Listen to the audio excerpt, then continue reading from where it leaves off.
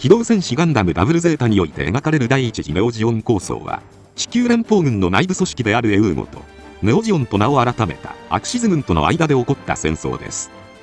グリプス戦役で、各陣営が大きく疲弊していた隙を突き、ネオジオンが漁夫乗りを得る形で、戦後の覇権を握ったことに端を発しています。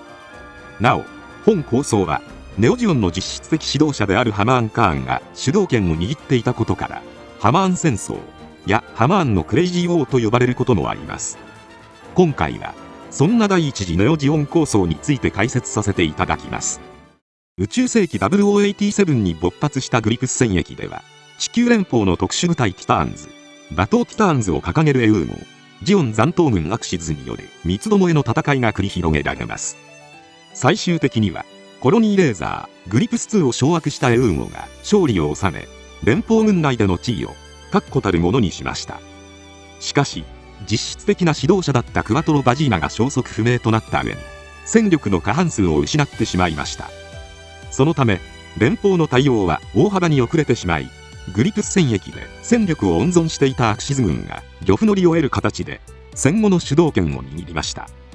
そして、ミネバラ・オザビを旗印にした新たなるジオン、ネオジオンと名を改め、本格的に活動を開始します。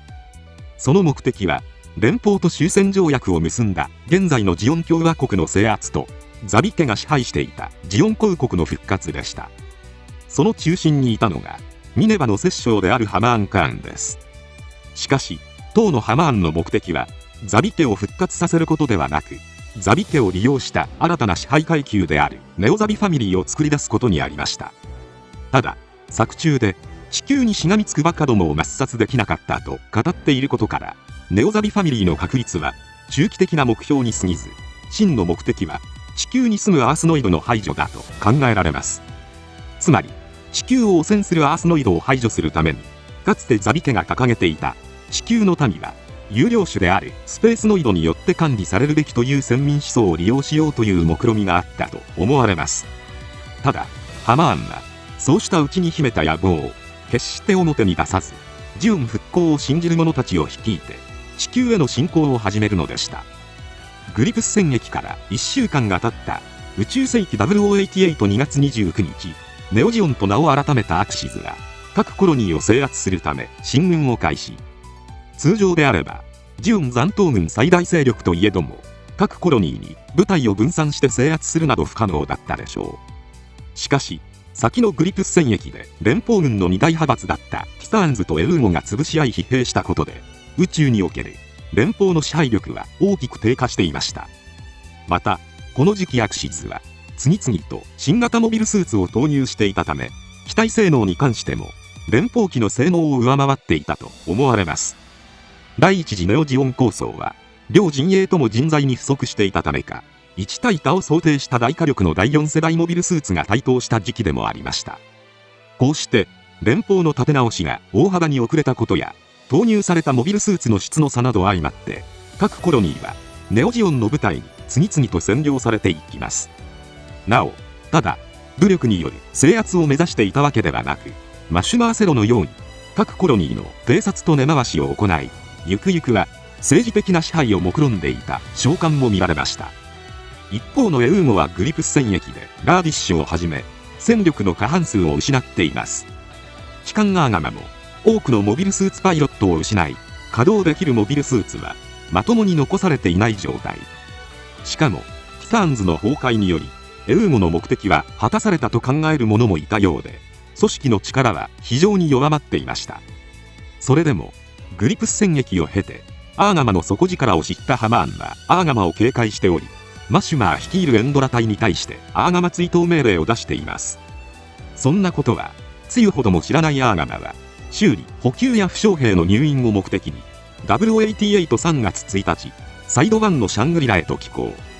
また前後してネオジオンの巡洋艦エンドラが入港してアーガマと戦闘状態になるも、シャングリラに住むジュドーアーシタたち少年少女の力によって退けられています。これ以降アーガマはジュドーたちを新たな戦力に加え、エンドラ隊と幾度も戦いを繰り広げていきました。その後3月25日、アーガマとエンドラは幻のコロニームーンムーンへ寄港。激戦の末にエンドラは強沈しました。しかしアーガマがエンドラと小競り合いをしている間にネオジオンは着々と各サイドを掌握していきます。一方のエウーゴは戦力の再建が進まず、ハイパーメガ粒子砲を装備したアーガマ一隻でのアクシズ攻略を命令するほど逼迫した状況にありました。結果としてアクシズに潜入したジュドーの静止もあって、アーガマの攻撃は核パルスエンジンへのみにとどまっており、アクシズの破壊には至っていません。そんな中、アフリカのダカールにある連邦政府本部はネオジオンから送り込まれた工作員によって懐柔され、事実上制圧されていました。そして各コロニーを制圧して宇宙での主導権を完全に掌握したネオジオンは7月頃にはハマーン式のもと部隊を地球へと降下させ、地球侵攻を始めます。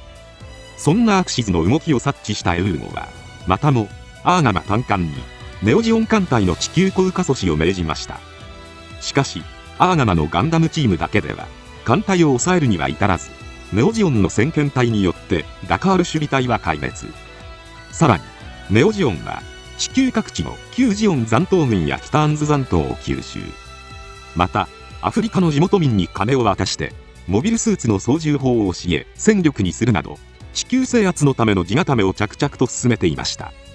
疲弊していた連邦軍はこれに対抗できず、あっさりとアフリカにおける主導権をネオジオンへ渡してしまいました。そこでアーガマは地球の反アクシズ勢力であるカラバと共同戦線を指揮、挟み撃ちにする作戦を計画します。そのためガンダムチームは一旦アーガマから離れ、一足先にダカールへと潜入。一方のネオジオンはダカールでミネバを担ぎ上げて大規模なパレードとパーティーを開催し、地球連邦に対して自分たちの力を見せつけていました。それに乗じてガンダムチームはダカールに対して奇襲攻撃を決行。ネオジオンをダカールから撤退させることに成功しました。なお同時期にハマーン不在のアクシズを叩くため、メッチャームチャ率いるエウーゴ艦隊がソーラシステム2を用いた攻撃を仕掛けますが、超巨大太陽発電装置ラーフシステムにより照射エネルギーが吸収されてしまい、作戦は失敗しています。その後ダカールから退いたネオジオンは地球侵攻を進めるべく動きます。この時グレミートとは青の部隊と行動を共にする中で野心が芽生え、自分こそがザビ家の真の継承者としてハマーンに反旗を翻すため暗躍を始めます。一方アーガマはカラバからの要請を受けて連邦政府に協力を求めるべくダカールから脱出した連邦の高官が潜伏するダブリンへと向かいました。しかし高官たちはネオジオンと戦うどころかサイド3を与え和平交渉を行おうとしていました。そんな中10月31日ネオジオンは地球に対して力を誇示し、エウーゴやカラバの動きを封じ込めるためダブリンへ向けてサイド4のコロニーを落下させました。しかしネオジオンとの和平を望む連邦政府はこの情報を隠蔽。そのため連邦政府は避難勧告すら出しておらず、ネオジオンの部隊が市民の脱出を妨害したため多数の民間人の犠牲が出てしまいました。こうしてコロニー落としを成功させたネオジオンに対し、地球連邦政府は停戦条約の締結と引き換えにサイド3の譲渡を認めます。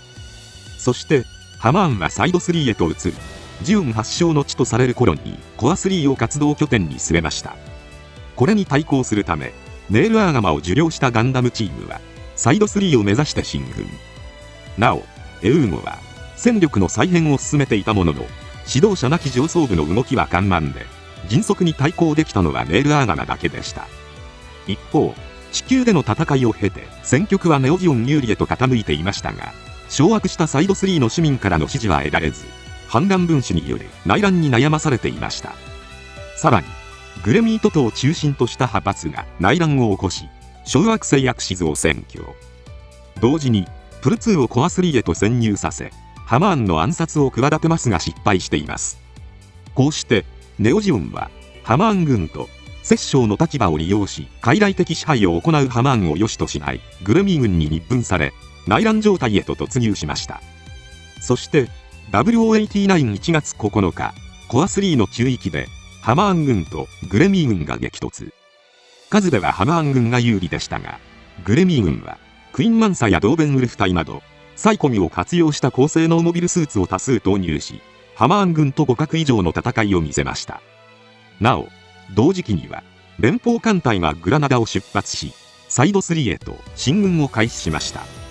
しかし、ネール・アーガガは、グレミーとハマーン軍を同時に叩くため、連邦艦隊との合流を待たずにアクシズへと向かっています。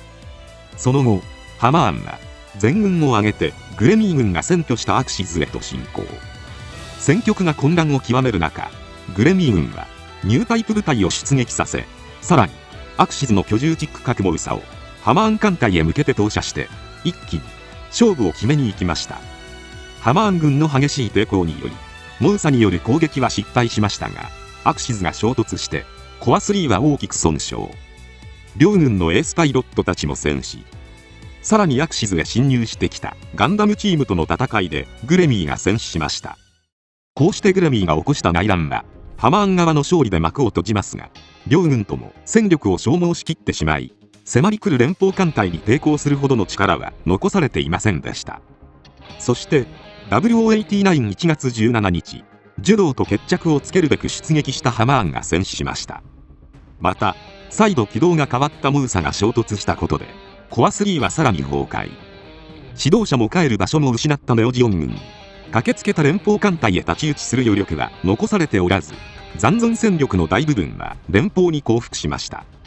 なお、ネオジオンの機関サダラーンが連邦へ投降した際に、担ぎ上げられていたミネバは実は影武者だったことが判明しており、本物のミネバは、グリプス戦役後にはシャアによって連れ出されていたようで、以降数年にわたって、歴史の表舞台から姿を消すことになりました。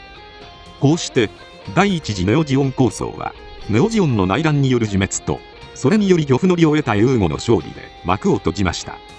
エウーゴとティターンズという連邦軍の内乱に付け入る形で、地球圏の主導権を握ったネオジオンが、最終的には、組織の内部分裂により連邦に制圧されるという、皮肉にも歴史は繰り返される結果となっています。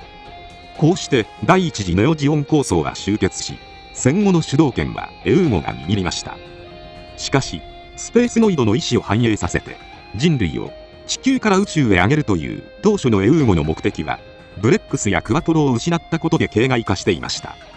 そのため、エウーゴは、従来の連邦軍による官僚主義的な体制に飲み込まれていき、事実上崩壊します。その結果、宇宙は地球に住む一部の特権階級によって搾取される状況へと逆戻りしてしまいました。ということで以上、第一次ネオジオン構想についてでした。一年戦争やグリプス戦役は、主人公がいない場所で、戦局が大きく動いている場面も多く見られます。しかし、第一次ネオジオン構想では、エウーゴ側がまともに動かせる戦力がガンダムチームだけだったため、ジュドーたちを中心に戦局が展開されているのが印象的です。そのため、一年戦争などでは、主人公のウムが戦局に影響を与えたわけではないという議論がたびたびされますが、第一次ネオジオン構想に関しては、ジュドーの存在が戦局に非常に大きな影響を与えていたのではないでしょうか。なお、第一次ネオジオン構想と時を同じくして、火星では、ベラーズ紛争後に火星へ逃げ延びたギレン派のジオン残党、レジオンと、キシリア派のジオン残党、ジオンマーズによるレジオン建国戦争が勃発していました。この時、ジオンマーズは、アクシズ支援のためにチェスタージュニア率いる艦隊を地球圏へ派遣していましたが、到着した時、ハマーン軍とグレミー軍が内紛状態だったため、巻き込まれるのを嫌い、帰還することを選択。第一次ネオジオン構想後は、アクシズの敗残兵を含む移民船団を伴って帰還しました。しかし、その時には、レジオンが火星の主導権を握っており、ジオンマーズ艦隊は全滅させられ、アクシズの残存兵はレジオンへと吸収されています。今回は以上となります。チャンネル登録されるかはお任せいたしますので、もしよければ、もう一本動画を見ていただけたら、とても嬉しいです。最後までご視聴いただき、ありがとうございました。